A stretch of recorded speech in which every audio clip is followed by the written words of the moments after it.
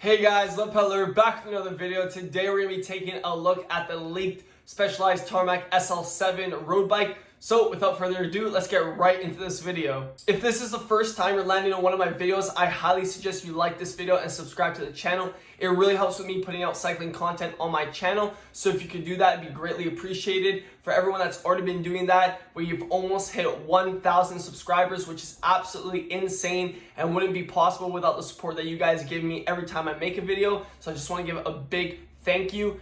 It really encourages me to not only make first look videos like the one we're looking at right now, but also bike comparisons. With the growth of the channel, we're gonna get these bikes in hand for me to do a thorough test ride. I just released some cycling vlogs, so I got you guys stacked in terms of cycling content to keep you guys entertained. So just all in all, the growth of the channel really motivates me to continue what I'm doing, and 1,000 subscribers is gonna be a pretty big milestone, so I'm really excited for it. I just wanna give you guys a big thank you, but enough with the chit chat. Let's get into this Specialized Tarmac SL7 2021 release. Now, a lot of people on my channel assume that the only thing I talk about is giant bikes just because I ride one, which you guys can see it's back on the trainer because even though it's sunny outside, it says it's gonna rain today, and I wanted to make a video first before I rode.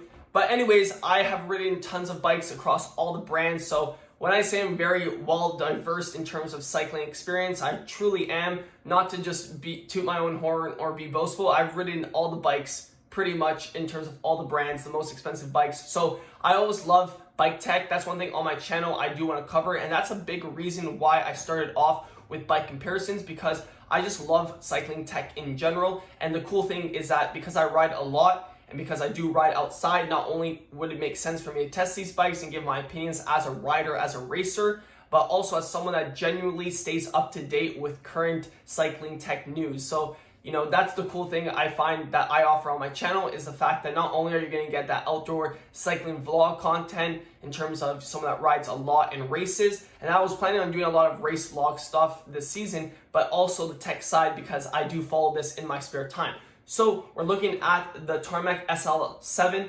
2021 model. Now, this was leaked online a couple days ago. From what I could deduce was basically that this might have been a Specialized rep that was visiting a bike store or was just out and about and left their bike out a bike shop. And pretty silly if you ask me, because this is how things get leaked, is just poor execution on the part of people trying to keep it hidden. But then again, it might have been a marketing ploy by Specialized to get people talking, because this was pretty much supposed to be released before, I would say, the 2021 Tour de France. Usually that's a good time to roll out bikes, and from what I can tell, because of the whole situation worldwide, it wasn't possible. So this was leaked in terms of probably a Specialized rep riding into a bike shop and leaving their bike outside, but usually from what I will see, the reps always bring their bikes inside. So the biggest change that I can see on the Tarmac SL7 2021 is the integrated stem. So you can see right here that it is not like the SL6 Tarmac, which I have right here. It does not look the same. It is all integrated in terms of cables, which can be quite significant if you're trying to make this an even more aerodynamic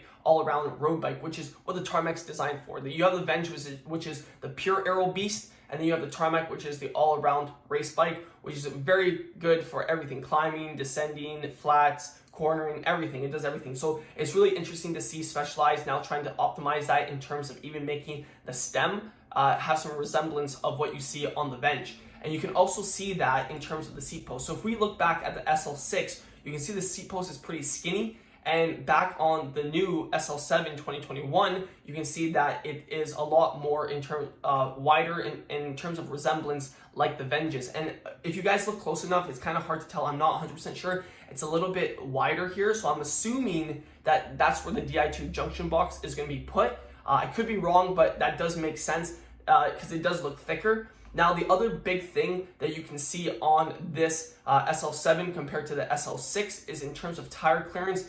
Every bike brands basically have done this. You have Cannondale that have done this. You have Giant that's done this. I'm pretty sure the tire clearance is going to be easily 32 millimeters, 33 millimeters when this bike gets released. So that's really great to see, because a lot of people are loving wider tires, especially if you're doing some off-road terrain. I wouldn't even see off-road, guys, but recently on my rides, I've planned some routes and it takes me on some gravel road. Now, this isn't rock gravel like where you need a 42 millimeter tire, but you know, a 25 is pretty sketchy. You can spin out pretty easily, especially on the back if you're climbing. So having a wider tire clearance and maybe running a 28 all-around tire is going to be super nice.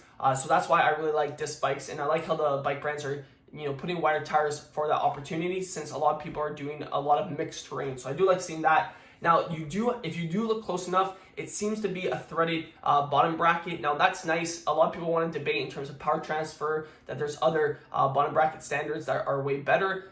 That's not what I'm here to do. I just think the BB, in terms of the threaded BB, is really easy. From when I've talked to bike mechanics and just people in the industry, it's a lot easier to do maintenance and to actually service. So that's why Specialized, I think it would be nice if eventually all the bike brands chose one standard just to stick with, because it'd make probably bike mechanics' lives at your local bike shop a lot easier, but I don't think that's going to happen.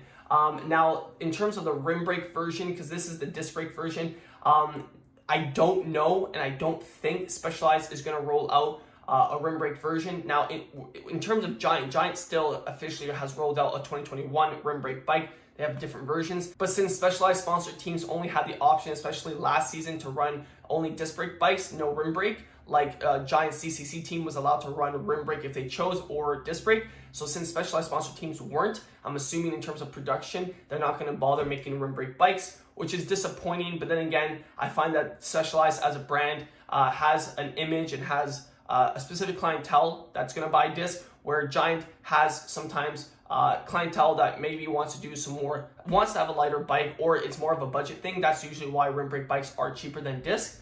So Specialized is just keeping it to what their game plan is, which is probably disc focused, which, like I said, I've made videos on my channel debating between disc and rim, so it really depends on what side of the fence you are. But I would say after doing a lot of thorough riding on both, and just doing a lot more mixed terrain, I would say disc probably is the best for the average rider. Now, one thing I want to pose to you guys and want you guys to comment down below is, if these all-around bikes are getting more and more aero influenced to the point where they're pretty much all-around aero bikes, would you need a dedicated aero bike? So that's a very interesting question. Would you need the Venge if the tarmac gets so well tuned where not only does it perform as a great all-around bike, but also it has aerodynamic flares, which basically balances it in terms of performing optimally across everything? Now, I think the answer would be no, because there would be situations like very flat stage races or criteriums where the Specialized Venge would obviously outperform it. But it's very interesting to see that they're really pushing the envelope on how well balanced they can make their all-around bikes